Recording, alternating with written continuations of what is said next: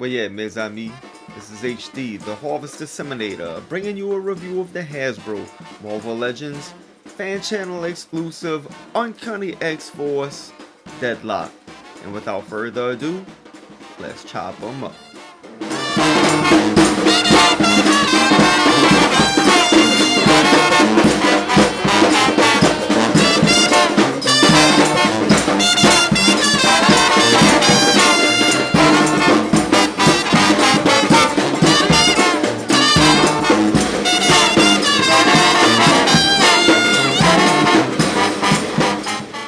Man, if y'all been following my channel, y'all might be saying, look, man, this dude owes us a to-be continued follow-up of Danny Moonstar. Look, I'm going to get that out there to y'all. However, I just wanted to tackle this Deathlok as kind of like a little intermediate review. You know, listen, y'all, I live in the city of New Orleans. It's real easy to get caught up in that New Orleans nightlife. You heard me? So, um... I've been a little occupied, okay?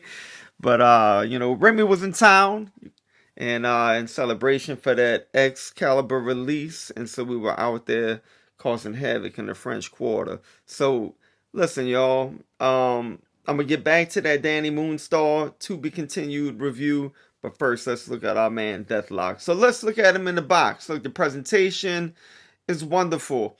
I was hoping we would get that 80 years logo up here on that would be the top right hand corner of the box, but it ain't there, you know. It does look good. You have the Uncanny X-Force insignia down here, which looks nice. He looks good presented within the packaging. You do have the X-Force X-Men logo here on top. It's the X-Men insignia in blue. On the side, you do have an artistic depiction of our main man, Deathlok. You have a product shot here on the back. And it gives a description. The X-Force joins forces with a rogue Deathlok unit to face an army of Deathlok cyborgs. I think that could be read in Uncanny X-Force issues 5 through 8 to the best of my recollection. You do have the art, same art here on this side. You have the barcode down here at the bottom. I picked this bad boy up at GameStop. And so, look, y'all, the packaging looks cool, but about to get him out of the packaging and see what he's all about. And here is our main dude out of the box. And he looks good, you know, and what he is an absolute repaint of the Deathlok we got in an earlier Deadpool wave. We'll take a look at him as well. And, you know, I mean, for what he is, this is why I bought him. Okay, this figure's not for everybody, I don't think. Like, for example, I won't be getting the new retro Deadpool simply because I already have him already. And, you know, it's the retro Deadpool will be a red Deadpool. So it's like, man, I don't need two red Deadpools, you know. But the reason why I bought this guy, this Deathlok, is because, you know, we building the Uncanny X-Force team. So that's the only reason I got him. I'll get the Gray Hawk too, simply because I don't have a Gray Hawk. But I didn't get that Green Hawk, which was the SDCC exclusive. I don't need two Green Hawks. I only needed one. So that's how I'm doing that. And so this figure may not be for you. You might be in the same ballpark that I'm in with Deadpool. Okay, you might not be building the Uncanny X-Force, and even if you are, you might be satisfied with this guy right here. You might be satisfied with him, so you may not get him. But let's take a closer look at this guy. We're going to look at his accessories. We're going to look at that head sculpt. We're going to look at the paint job overall is what we're going to be looking at. And so let's get this guy off of this display and let's see what you know, what's new about him. So here we go. So here's a look at his accessories, and I know for sure that this semi-automatic weapon, the ammunition, and that gun came along with the Sauron wave Deathlok. So here's a look at the same gun here. You can see it's just the exact same gun. It just has some different color paint on it. All right. So same weapon, exactly the same. Same thing with the ammunition. The Uncanny X-Force Deathlok has kind of like a translucent plastic, whereas the Sauron Wave had more of a gold color to the bullets and the ammunition here. Same thing with the rest of the weapons. This is going to be the same color as this piece right here. This gun right here, I'm not so sure. The shotgun, I can't place where it came from. I looked through my accessories; they're not the best organized, so I didn't look as thoroughly as I should have. But I feel like I've seen that gun before. If it's new, let me know in the comments below. If you know where it came from, let me know in the comments below. So basically, we have a repackaging of the accessories, just with a different application of paint. So let us go ahead and take a look at his body sculpt now. So in looking at the head and body sculpt, I want to compare the Uncanny X-Force Deathlok to the Sauron Wave Deathlok, excuse me. And look at this, just poured it out. It comes out sometimes, but it pours right back in, you know. So it stays in pretty well for the most part. So the head sculpts, let's take a look at them. What I'm liking about the Uncanny X-Force Deathlok is that they painted in all of the burn marks on his head. So you have like a dual tone here. You have this lighter brown and then this darker brown where he's burnt. Whereas on the old Deathlok, it just seems like, you know, it's just this monotone. So that is definitely an improvement with the paint. You have a red eye with the new Deathlok. The older one has a yellow eye. Granted, it's exactly the same head sculpt. Everything's the same with the body as well. The only difference I could really find was that you have this rectangle that feels like it's sculpted in to his chest. I could be wrong about it, but it does feel like this is sculpted in, and they painted the American flag on it. Perhaps it was sand down to make, and they made it even with the new Deathlok. And they simply painted the X here on his chest. You know, I'm not complaining about that. Just pointing out differences. It does look nice, the X on his chest here. So other than that, y'all, it is the exact same figure. The only difference, again, I did find was with his shoulders. With the older Deathlok, let's take his backpack off. You could see that with the newer one, it seems like there's a bigger opening here on his shoulder to prevent that rubbing when you lift up his arm. Because this guy, he has some chips. Mine has some chips in the shoulder, you know, because it gets caught up on his arm. So that's an improvement with this guy, or perhaps just the arm in there tight enough. But I think it is. I mean, I took it right out the package, so that might be an improvement. This sort of thing still pours out pretty easily, but it goes right back in there when you need it to. Bada bing, bada boom. And so everything else is completely the same. I'll run through the sculpting of the body, but again, if you have this guy, it's just, look, just really quick. It's the exact same figure. Completely 100% the same. Even the belt buckles gold here.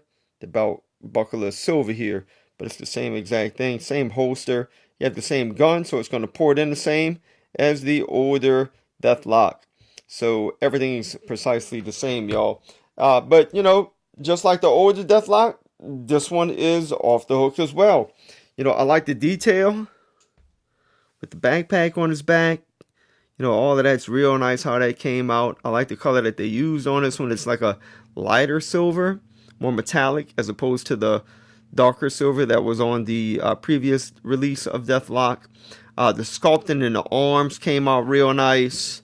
The bracelet, the hands are the same. They're completely the same. Again, nothing else is different on the figure. I like all of the detailing in his legs. With the paint job on this guy, you do have some chipping, at least I do, on his knee pad. I found some additional brown paint on his boot that's not supposed to be there. And so yeah, there is some paint discrepancies up here on his belt. That's not looking so hot either. I'm not sure what happened in manufacturing. You do have these mistakes that occur. So I'm not sure. I don't want to get into detail and hypothesize about why the paint jobs are always off. But definitely, you know, they do contract this painting out to factories overseas, and a lot of times companies will give the job to whoever gets them the lowest bid. You don't always get the best production with that. Okay, so that might be the cause. It might not be. Okay, but anyways, the paint job is real nice, y'all. Y'all seen this before, the sculpting of the body. So let us take a look at the articulation. In terms of the articulation of the figure, he can lick up yay high, he can lick down at low. Of course, you can get a little bit of pivoting with his head. It could, of course, you could make it the whole 360 with his head if you want to. The backpack might get in the way. You could work around that. You could take it off and put it back on, etc. With his arms, you can get him to go up that high.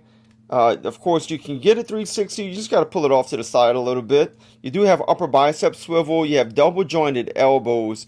You do have a swivel at the wrist, and of course, those have hinges. You can get an ab crunch with this puppy and make him go down that far. You can go that far back. You do have a waist swivel. You have upper thigh cut. You have double jointed knees. You do have a boot swivel, which is really nice. You do have ankle pivoting. His feet can go up that high, then go down that low. And you do have peg holes at the bottom of his feet. And in the blue trousers, Deathlok is going to stand in at about 6.5 inches. And here goes the Uncanny X-Force Deathlok scale next to the previous Sauron wave. I just took off the back path. And another figure that has many of the similar parts. This is Skullbuster from the Caliban wave. Same legs, boots, knee pads, legs, belt, arms, and maybe that torso is the same. They just threw a jacket on it with a different head sculpt. And for team building purposes, here he is scaled next to the Uncanny X-Force, Deadpool, and Wolverine. And they scale real nice. Deathlok definitely is taller than Deadpool, and I love that Wolverine right there with those claws. Amazing. And here he is scaled with the Uncanny X-Force X23 and Psylocke.